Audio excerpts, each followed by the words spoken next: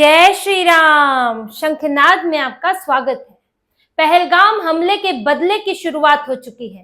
पहलगाम में जो हिंदुओं की जान ली गई, मुस्लिम आतंकवादियों ने धर्म पूछकर हिंदुओं को गोली मारी, अब उसकी सजा पाकिस्तान को दी जाएगी और इसकी शुरुआत हो चुकी है।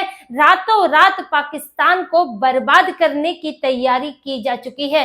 पाकिस्तान भले ही कहता रहे कि हमारा इसमें हाथ नहीं है, भले ही इसमें वो हजार कारण गिनाता रहे, लेकिन 5 आतंकियों में से 3 पाकिस्तानी थे, जो सब पाकिस्तान में पीओके में ट्रेनिंग लेकर आए थे।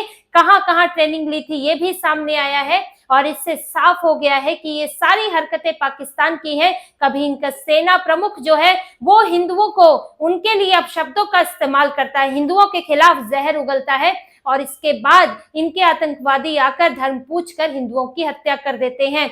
लेकिन भारत अब इसे बर्दाश्त करने को तैयार नहीं है और पीएम मोदी ने इसकी हुंकार भर दी है। बिहार में रैली के दौरान उन्होंने उस मंच का इस्तेमाल किया है पाकिस्तान को संदेश देने के लिए और साफ तौर पर उन्होंने कहा कि अब वो होगा जिसकी कल्पना नहीं की होगी, जिसकी कल्पना इन आतंकियों ने, पाकिस्तान ने जो सोचा भी नहीं होगा वो किया जाएगा और आतंकवाद के लिए जो जमीन इस्तेमाल हो रही है उसे तबाह कर दिया जाएगा।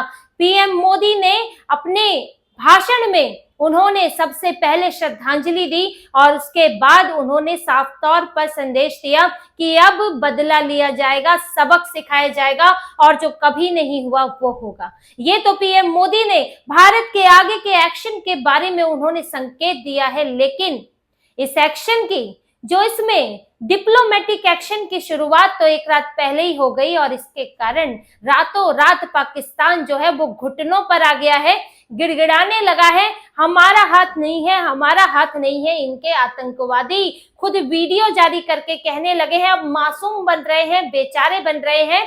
भारत के 28 लोगों को मरवाकर और उसमें भी हिंदुओं को चुन चुन कर जो मारा है, उसके बाद अब इनके आंसू निकल रहे हैं। लेकिन क्योंकि भारत ने रातों रात जो फैसला लिया है उससे हालत खराब हो गई है।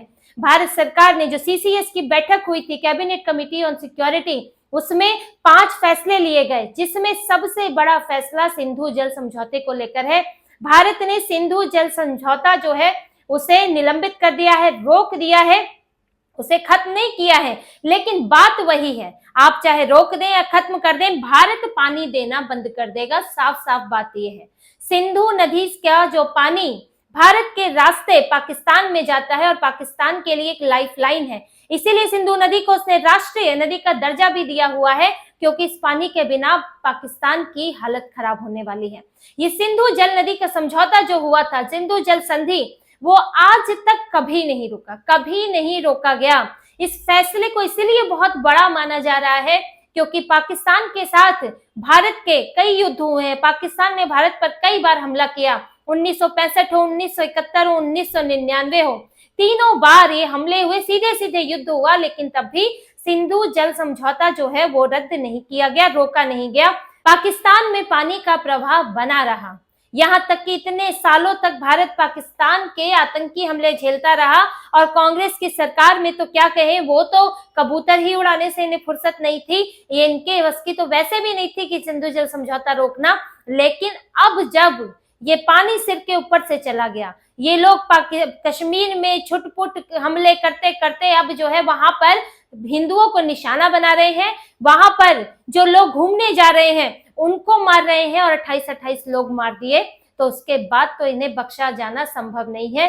और इसके बाद से, जब से सिंधु जल समझौते की बात हुई है, तब से पाकिस्तान की हालत खराब है, क्योंकि ये समझौता कितना अहम है। पहले आप ये समझिए, आप इसे नक्शे के जरिए देखिए कि सिंधु नदी जो है वो भारत से होते हुए पाकिस्तान तक जाती है।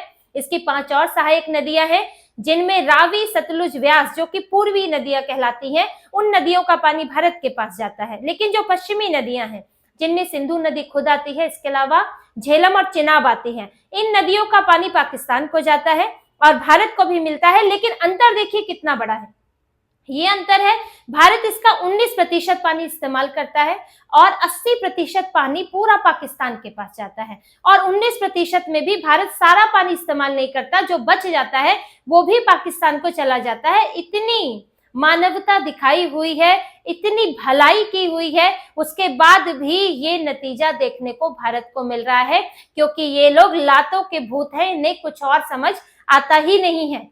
ये समझौता 19 सितंबर 1960 को हुआ था पूर्व प्रधानमंत्री पंडित जवाहरलाल नेहरू और पाकिस्तान के सेना प्रमुख अयूब खान के बीच में, जिसमें विश्व बैंक ने अहम भूमिका निभाई थी। और उसके बाद से ये समझौता कई सालों तक इस पर बातचीत होती रही, लेकिन ये संधि होने में कई सालों का वक्त लगा था। तब से पाकिस्तान को 1960 को जब ये समझौता हुआ, इनके लिए यहाँ की नदियों के दरवाजे खुल गए, ये लोग फलने फूलने लगे, खेती के लिए पानी मिल गया, बिजली के लिए पानी मिल गया, और इन लोगों को ये सालों साल से बिना रोके ये पानी दिया जा रहा है। जबकि अब जब ये रुकता है ये पानी, तो उसके बाद देखिए भारत को क्या मिलेगा। भारत के पास इस पानी को इस्तेमाल करने के और विकल्प होंगे। भारत के 2 हाइड्रोलिक प्रोजेक्ट हैं जो इसके चलते रुके हैं, क्योंकि सिंधु जल समझौते के कारण, इस संधि के कारण जो है भारत में ये हाइड्रोलिक प्रोजेक्ट्स में पाकिस्तान की मंजूरी की जरूरत पड़ती है। पाकिस्तान जो है कभी डिजाइन पर सवाल उठा देता है, कभी किसी बात पर सवाल उठा देता है, क्योंकि इन्हीं नदियों का पानी इस प्रोजेक्ट में इस्तेमाल हो रहा है।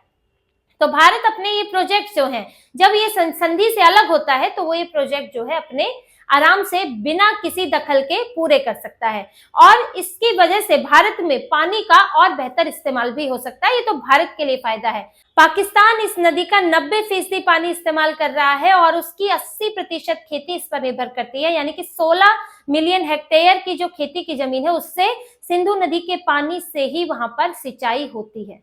और पाकिस्तान इससे बिजली भी बनाता है, जिससे कि कराची, लाहौर, मुल्तान, इन जगहों पर बिजली पहुंचती है। सिंधु नदी पर इतना निर्भर है पाकिस्तान। अब जब यहाँ पर रोक लगेगी, जब भारत इस पर रोक लगा देगा, यहाँ से पानी भेजना बंद कर देगा, तो खेती तो गई इनकी।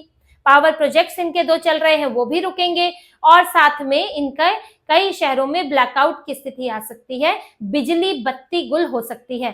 तो सिंधु जल संधि जो है, उसके रुकने से, उसके खत्म होने से पाकिस्तान की हालत बद से बदतर हो सकती है, और बद हालत में तो वो पहले से ही है।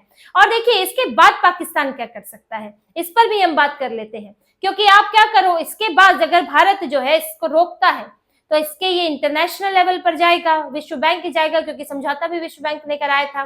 लेकिन इनके ही अपने एक मंत्री का एक बयान है, एक इंटरव्यू के दौरान उन्होंने कहा है कि अगर भारत इसे रोकता है तो पाकिस्तान के पास ज्यादा विकल्प नहीं है। आप जा सकते हैं कोर्ट में, लेकिन भारत ने रोक दिया तो रोक दिया, आप उसके बाद कोई शांतिपूर्ण हल नहीं है। अभी युद्ध ही हो एक अलग बात है, जैसा कि उनका कहना है, लेकिन और किसी तरीके से पाकिस्तान वो पानी भारत से नहीं ले सकता और इंटरनेशनल कोर्ट में भी नहीं जा सकता है। तो पाकिस्तान के पास विकल्प नहीं है, और इसी कारण रात से ही इनकी गिड़गिड़ाहट शुरू हो गई है। हम जाएंगे, इंटरनेशनल कोर्ट जाएंगे, हम यहाँ जाएंगे, वहां जाएंगे, इनके नेता बयान दे रहे हैं।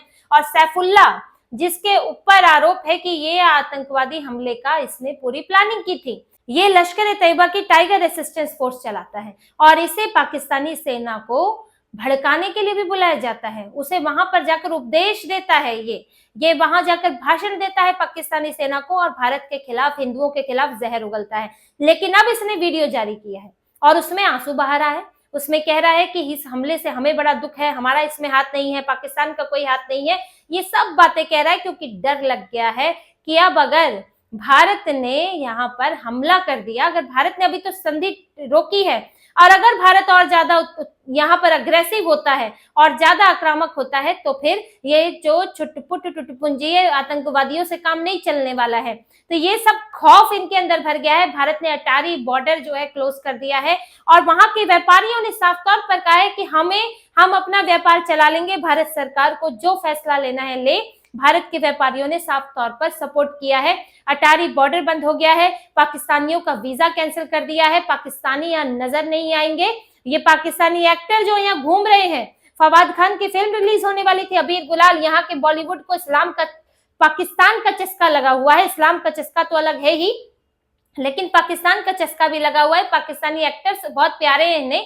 तो फवाद खान के साथ फिल्म बनाई थी, वाणी कपूर उस फिल्म में है, अब उस फिल्म पर भी रोक लग गई है, वो भारत में रिलीज नहीं होगी, और यहाँ से पाकिस्तानियों को भागना पड़ेगा। पाकिस्तान के जो राजनयिक यहाँ पर है, उच्चायोग है, उसकी संख्या भी कम कर दी गई है, और उन्हें भारत जाने के लिए साफ तौर पर बोल दिया गया है। भारत ने अपने राजनयिक भी पाकिस्तान से वापस बुला लिए हैं। तो भारत जो है अब पूरी तरह से एक्शन मोड में है और आज सर्वदलीय बैठक भी होनी है जिसमें विपक्ष को इन सारी स्थितियों के बारे में जानकारी दी जाएगी। उसमें गृह मंत्री अमित शाह भी शामिल होंगे। उस बैठक में विपक्ष को मौजूदा स्थितियों के बारे में बताया जाएगा। इसके साथ साथ सेनाओं से भी, तीनों सेना प्रमुखों से भी बात हो रही है और भारत अपनी रणनीति तैयार कर रहा है। और जैसा कि पीएम मोदी ने साफ तौर पर कहा है कि अब वो होगा जो सोचा भी नहीं होगा, अब वो सजा दी जाएगी। और इसकी वजह से पाकिस्तान की रातों रात बर्बादी शुरू हो गई है। वाटर स्ट्राइक से बूंद बूंद को तरसने की नौबत आ गई है। अब आनन फानन है पाकिस्तान में कि अब भारत क्या कर देगा, भारत इसको किस तरह सजा देगा। अब पाकिस्तान यही कयास लगा के बैठा है क्योंकि अब सहन करने की सीमा होती है और ये लोग सारी सीमा लांघ चुके हैं। जब भारत की तरफ से कोई ऐसा कदम नहीं उठाया जाता पाकिस्तान में, ना भारत हमले कर रहा है, ना भारत से कोई आतंकवादी जा रहा है, और इसके बावजूद भी कश्मीर का ये राग लपता रहता है, फिर भी पाकिस्तान पर भारत की तरफ से कोई ऐसी कार्रवाई नहीं होती है कि सैन्य कार्रवाई कर दी। ट्रेड रिलेशंस हैं वो दूसरे भी खत्म किए हैं और हमने भी खत्म कर दिए हैं। तो ये ट्रेड रिलेशन पर ही एक असर होता है, लेकिन अभी तक कोई सैन्य कार्रवाई नहीं हुई है। लेकिन आज जब आप देश में घुसकर यहाँ पर धर्म पूछकर हिंदुओं को मारोगे और यहाँ भारत पर हमला करोगे तो फिर उसका जवाब तो देना पड़ेगा। और ऐसा ही जवाब देना पड़ेगा कि फिर आप ये भूल जाओ कि आप ऐसा दोबारा कर सकते हो। तो ये सबक सिखाने की, सजा देने की तैयारी है, कुछ वक्त की बात है। भारत की रणनीति तैयार हो रही है, पीएम मोदी संकेत दे चुके हैं और पाकिस्तान की बर्बादी अब तय हो गई है। तो इसी तरह की खबरें और विश्लेषण आपके लिए लाते रहेंगे। हमसे जुड़े रहिए, सब्सक्राइब कीजिए, कमेंट कीजिए। बहुत बहुत धन्यवाद। जय श्री राम।